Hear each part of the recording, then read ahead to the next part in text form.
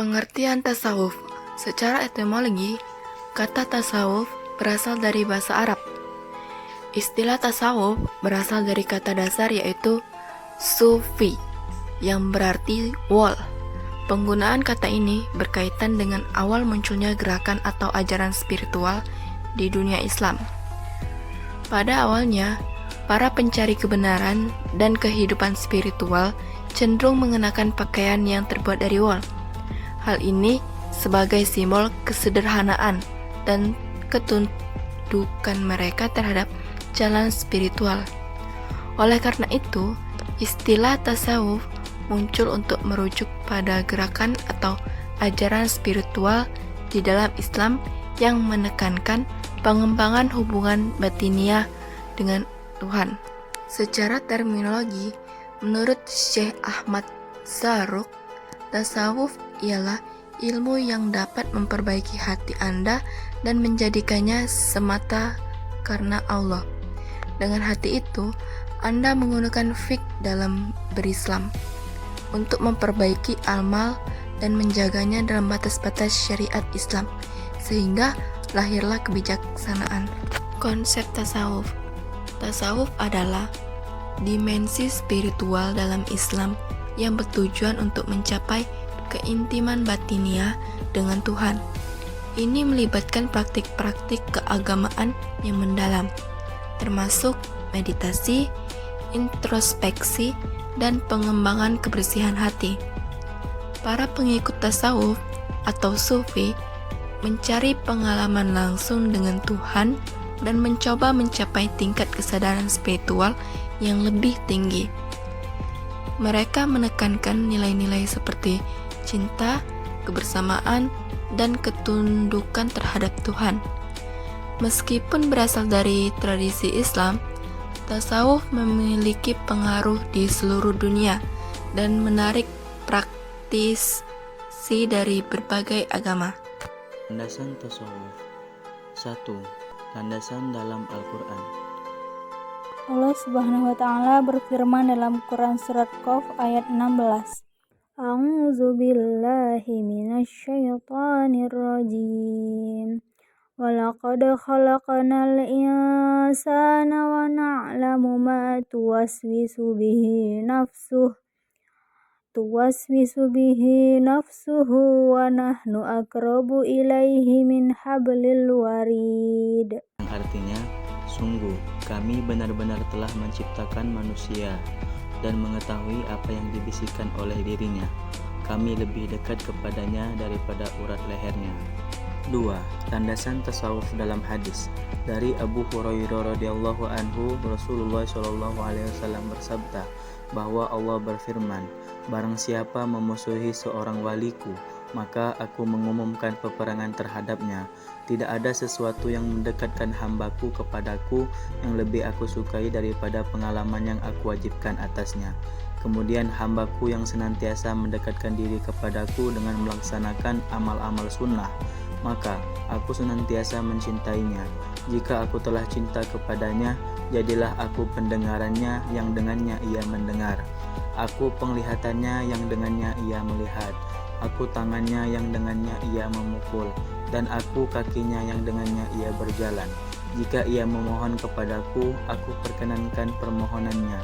Jika ia meminta perlindungan, ia aku lindungi. Dan jika ia mengulang-ulang sesuatu, maka aku adalah pelakunya. Sebagaimana keraguan seorang mukmin yang membenci kematian sementara aku membenci keburukannya." Hadis riwayat Al-Bukhari. Ruang lingkup tasawuf. Tasawuf adalah nama lain dari mistisisme dalam Islam. Di kalangan orientalis barat dikenal dengan sebutan sufisme. Kata sufisme merupakan istilah khusus mistisisme Islam, sehingga kata sufisme tidak ada pada mistisisme agama-agama lain. Tasawuf bertujuan untuk memperoleh suatu hubungan khusus langsung dari Tuhan. Hubungan yang dimaksud adalah yang mempunyai makna dengan penuh kesadaran bahwa manusia sedang berada di hadirat Tuhan. Kesadaran tersebut akan menuju kontak komunikasi dan dialog antara ruh manusia dengan Tuhan. Hal ini melalui cara bahwa manusia perlu mengasingkan diri. Keberadaannya yang dekat dengan Tuhan akan berbentuk ijtihad atau bersatu dengan Tuhan. Demikian ini menjadi inti persoalan sufisme, baik pada agama Islam maupun di luarnya.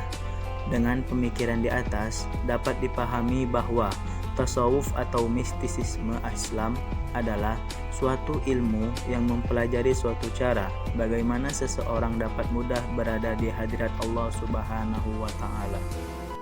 Karakteristik tasawuf. Menurut Tafzani, karakteristik tasawuf ada 4. Di antaranya 1. Memiliki nilai-nilai moral.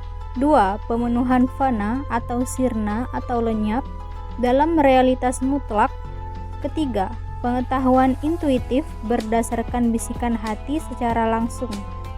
Yang terakhir, timbulnya rasa kebahagiaan sebagai karunia Allah dalam diri sufi karena tercapainya maqamat dalam perjalanan sufi menuju Tuhan.